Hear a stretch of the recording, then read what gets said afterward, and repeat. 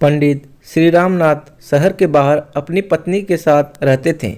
एक जब वो अपने विद्यार्थियों को पढ़ाने के लिए जा रहे थे तो उनकी पत्नी ने उनसे सवाल किया कि आज घर में खाना कैसे बनेगा, क्योंकि घर में केवल मात्र एक मुट्ठी चावल भर ही है।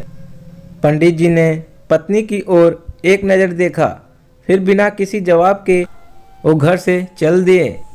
शाम को वो जब वापस लौट कर आए तो भोजन के समय थाली में कुछ उबले हुए चावल और पत्तियां देखी। यह देखकर उन्होंने अपनी पत्नी से कहा, भद्र ये स्वादिष्ट साग जो है वो किसी चीज़ से बना है। मैंने जब सुबह आपके जाते समय आपसे भोजन के विषय में पूछा था तो आपकी दृष्टि इमली के पेड़ की तरफ गई थी।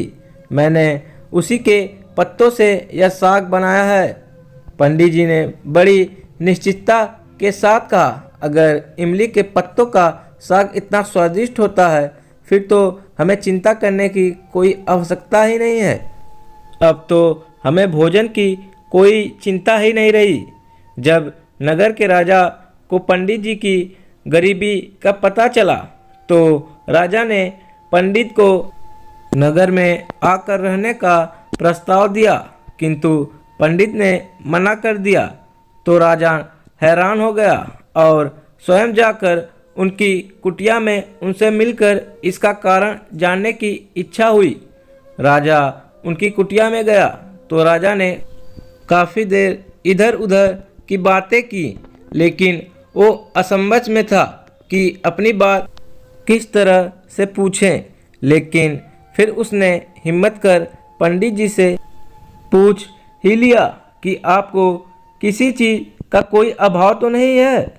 पंडित जी हंसकर बोले, यह तो मेरी पत्नी ही जाने। इस पर राजा पत्नी की ओर आमुख हुए और उनसे वही सवाल किया तो पंडित जी की पत्नी ने जवाब दिया कि अभी मुझे किसी भी तरह का अभाव नहीं है, क्योंकि मेरे पहनने के वस्त्र इतने नहीं फटे कि वो पहने न जा सकते और पानी का मटका भी किसी भी तरीके का अभाव नहीं है, क्योंकि मेरे पहनने के वस्त्र इतने नहीं फटे कि वो पहने न जा सकते और पानी का मटका भी तनिक नहीं फूटा कि उसमें पानी नहीं आ सके।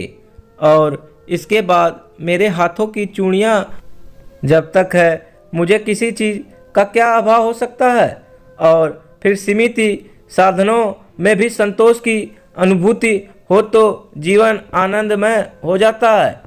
राजा बड़ी श्रद्धा से उस देवी के सामने झुक गए। तो दोस्तों, यह थी हमारी आज की कहानी। आपका क्या कहना है इस कहानी के बारे में, हमें कमेंट करके ज़रूर बताइए। वीडियो को लाइक करके चैनल को सब्सक्राइब कर लीजिए, साथ में घंटी को दबाकर ऑल पर कर लें ताकि हमारी आने वाली वीडियो आपको तुरंत मिल जाए। तो दोस्तों, मैं मिलता हूँ आपसे अगले वीडियो में। तब तक के लिए धन्यवाद।